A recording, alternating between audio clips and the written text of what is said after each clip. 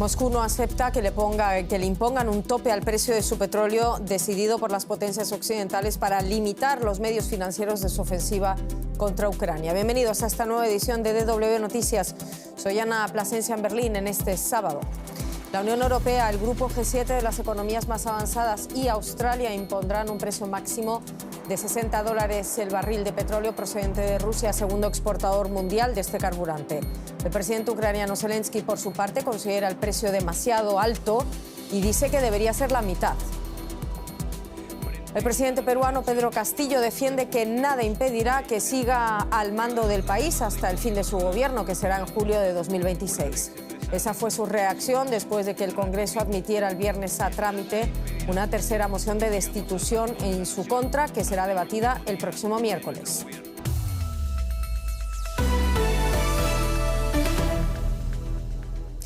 Pretende ser un golpe más para Moscú. El grupo del G7 y Australia acuerdan un tope de $60 al barril de crudo ruso transportado por vía marítima y en línea con la decisión que habían tomado antes los países de la Unión Europea. Con este paso quieren todos ellos limitar los recursos económicos de Rusia para financiar su guerra contra Ucrania. El Kremlin afirmó este sábado que no acepta una imposición de un precio máximo a su petróleo decidida por Occidente, y para el presidente ucraniano Volodymyr Zelensky esa decisión no es seria, la de $60 por barril, y el impacto dice que solo sería limitado. Según él, lo lógico habría sido establecer un precio máximo de $30 por barril. Los combustibles fósiles, uno de los pilares de la economía rusa, están bajo presión. Los países de la Unión Europea prohibirán a partir del lunes financiar y asegurar los envíos de crudo si se vende a más de 60 euros el barril. A la decisión europea se suman Estados Unidos y otros países del G7. La presidenta de la Comisión Europea, Ursula von der Leyen, dijo que el límite de precio al crudo ruso reduciría los beneficios de Rusia sin provocar subidas que perjudicaran la economía mundial. Estabilizará el mercado energético mundial, permitiendo que operadores de la Unión Europea negocien y transporten parte del petróleo ruso que llega a terceros países por vía marítima. Ello siempre que dicho petróleo se venda por debajo del tope máximo. Este tope del precio beneficiará directamente a las economías emergentes y en desarrollo y podrá reajustarse para que podamos reaccionar a los movimientos del mercado. Junto a nuestros socios, seguimos unidos y firmes contra la terrible guerra de Rusia. Limitar los precios de petróleo fue sugerido por el Departamento del Tesoro de Estados Unidos. La Casa Blanca acogió con satisfacción la decisión de la Unión Europea. Creemos que el tope de $60 por barril es apropiado y que tendrá efectos. Se trata de alcanzar un equilibrio. No se trata de dejar a un lado el petróleo ruso, sino de equilibrar la oferta y la demanda y de limitar la capacidad de obtener beneficios de Putin. La medida entrará en vigor el lunes una vez se haga oficial la firma del acuerdo. Estados Unidos ha presentado su último bombardero furtivo de alta tecnología, el B-21 Raider, en una ceremonia celebrada en California. Este avión multimillonario es el primer bombardero estratégico de Estados Unidos que se fabrica en 3 décadas y se presenta en un momento, como vemos, de crecientes tensiones con Rusia y también con China. El aparato puede transportar armas nucleares y convencionales y está diseñado para poder volar sin tripulación a bordo. Tras años de desarrollo, Estados Unidos desvela su nueva arma letal. El fabricante asegura que este bombardero furtivo puede volar sin tripulación, portar armas tanto nucleares como convencionales, eludir los sistemas de radar más sofisticados y alcanzar cualquier objetivo en cualquier parte del mundo.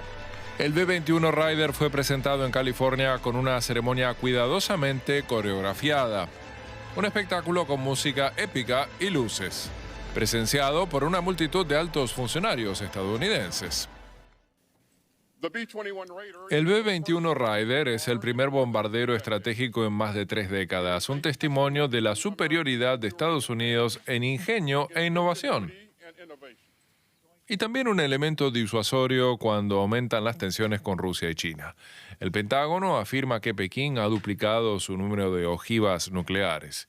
El gigante asiático podría alcanzar las 1.500 armas nucleares en 2035, producidas en mayor número y más rápido de lo previsto. Operará en un entorno de grandes amenazas futuras y permitirá a Estados Unidos superar en maniobrabilidad y velocidad a nuestros adversarios. Disuadirá de un intento de agresión. Se calcula que cada B-21 cueste unos 700 millones de dólares. La Fuerza Aérea quiere que sean la columna vertebral de su futura flota de bombarderos. El primero de ellos surcará los cielos el próximo año. Nos vamos a nuestra región. En El Salvador arrancó un nuevo operativo para detener a pandilleros en el marco de la guerra contra las maras, emprendida por el presidente salvadoreño Nayib Bukele. Este sábado, cerca de 10.000 militares y policías bloquearon todos los accesos de Soyapanga, en la periferia de San Salvador, siendo este el primer municipio en el que se aplica la medida. Bukele inició su ofensiva contra las maras el pasado marzo, al amparo de un estado de excepción tras una ola de violencia que dejó 87 muertos. Cuestionado por organizaciones humanitarias, el régimen de excepción que ampara este tipo de operaciones fue prorrogado por el Congreso hasta mediados de diciembre. En Perú, el presidente Pedro Castillo se muestra decidido a concluir su mandato pese al nuevo plan de destitución del Congreso. La próxima semana, esta Cámara volverá a buscar una mayoría contra el presidente investigado por la Fiscalía por presunta corrupción. El mandatario de izquierda se enfrentará el miércoles al tercer proceso de destitución en el Congreso, dominado por la derecha. Frente a la pretensión de algunos sectores políticos de intentar quebrantar el orden constitucional y la voluntad popular expresada en las urnas, ratifico que nada impedirá que sigamos al mando de la nación hasta el último día de nuestro gobierno, el 28 de julio del año 2026. Pero la oposición no tiene los 87 votos que exige la Constitución para destituirlo. Alcanzamos el primer objetivo, que es la admisibilidad. Esto conlleva a que el presidente de la República va a tener nuevamente que venir acá al Pleno del Congreso a dar sus descargos de todos los argumentos que están esgrimidos en la moción de vacancia presidencial. Lamentablemente, en pleno siglo XXI, pareciera que el trasfondo de esta moción de vacancia es el puro odio de raza, de clase, que lamentablemente todavía pervive. Por lo tanto, presidente, al carecer de fundamento jurídico y político, yo me opongo a esta moción de vacancia. El juicio político se basa en las investigaciones de la Fiscalía contra el presidente por presunta corrupción. Y aunque ahora un 70% de la población rechaza su gestión por las sospechas que se ciernen sobre él, la actuación del Congreso es desaprobada por un número aún mayor de peruanos, el 85% de la ciudadanía. ¡Congreso, golpista, el pueblo te repudia! El grupo de la OEA, que evaluó la crisis del Perú a petición del presidente, había hecho una recomendación a ambas partes. Una de las conclusiones liminares a los que ha llegado el día de hoy el grupo de alto nivel de la OEA refiere una tregua política. Y esto es vital cuando tenemos en este hoy los ánimos algo crispados entre ambos poderes del Estado. Hagamos que sea posible el diálogo. El Congreso por ahora ignora la propuesta confiando en que obtendrá la ayuda de diputados ajenos a sus filas. Está por ver si lo consigue. Mientras, con la crisis política de fondo, este domingo se celebra una segunda vuelta de las elecciones regionales en varias jurisdicciones electorales del país, en donde el pasado 2 de octubre ningún candidato alcanzó el 30% de los votos necesarios para proclamarse ganador. Ahora el nuevo enfrentamiento entre el Gobierno y el Congreso lleva a esas zonas una incertidumbre adicional. Bueno, y damos paso ya a otras noticias que también queremos destacar a esta hora. Las autoridades chinas comenzaron a cerrar centros de test de COVID en Pekín, un nuevo indicio de que el país podría estar flexibilizando sus duras políticas de confinamiento. Este cambio de rumbo se da luego de protestas sin precedentes en todo el país. Parte de la población ha protestado contra esas estrictas medidas COVID y fue violentamente reprimida por las fuerzas del orden público. En Corea del Sur, miles de personas se manifestaron en Seúl en apoyo a los camioneros en huelga. Los conductores afirman que han dejado de trabajar debido a las duras condiciones y las dificultades económicas agravadas por el aumento del coste del combustible. Los manifestantes quieren impedir que el gobierno obligue a los camioneros a dejar la huelga y volver al trabajo por decreto.